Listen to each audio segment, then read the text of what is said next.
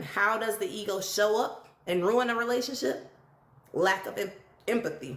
The person who has that big ego, they have a hard time understanding their partner. They don't have empathy for their partner or sympathy, or they have a hard time sharing their own feelings. Number two, difficulty compromising, right? Hey there, lavishly Angela. The person with the big ego, they don't like to compromise much.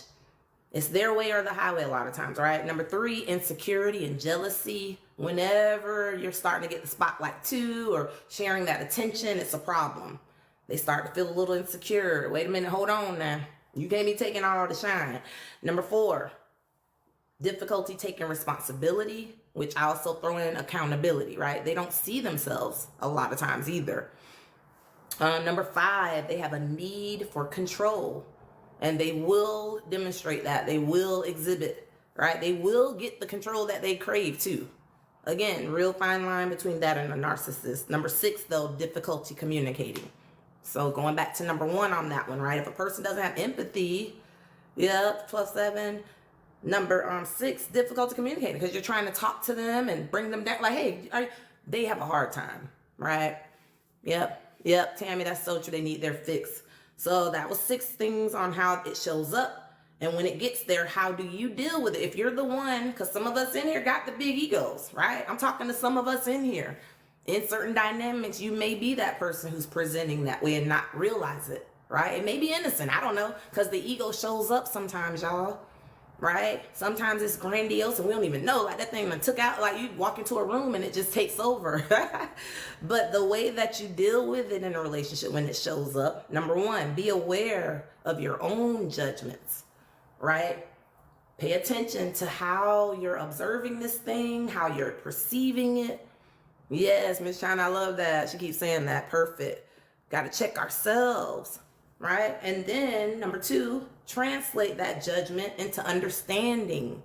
But I love translate that judgment into understanding, y'all. But remember, here's where you start to be careful. Remember we just said when you're leading with those compliments later on, right? Now I'm coddling you, Miss China. If I'm starting to notice in the very beginning, though, then I'm having to do that a lot. If I'm having to judge, like, okay, that's not judging. Let me try to understand why he's acting like that. If I'm doing that all the time, maybe that's not my partner, right? But anyway, that's just me. Number three, though, empathize with the person. Empathize with the person, y'all. I messed that all up. Empathize with the person. Make sure you're, open to understanding. Again, making sure you're understanding why. That wasn't trying to come out. Hey, Black Lion, I was like, emphasize. And my brother gonna call me out about it later, y'all. Hey, Janasia's here. And then number 4, guys, you have a choice. Cut it out, 12-7. I love number 4, y'all. We have a choice, even with a narcissist, right? Even when that line then went all the way over and that's no longer the ego and it's narcissism, you have a choice in the matter. I know it's easier said than done, guys, because I was there in a situation where it took me years to leave for good. I saw what was going on. Yeah, I saw for years. And I was choosing, quote unquote, to save my family. Remember, we were doing the same thing. I want to save my family. Back to the whole Super Bowl baby thing, right, y'all? We weren't planning to get married then. 2 years later, Taz was our ring bearer, right? We walked down the aisle.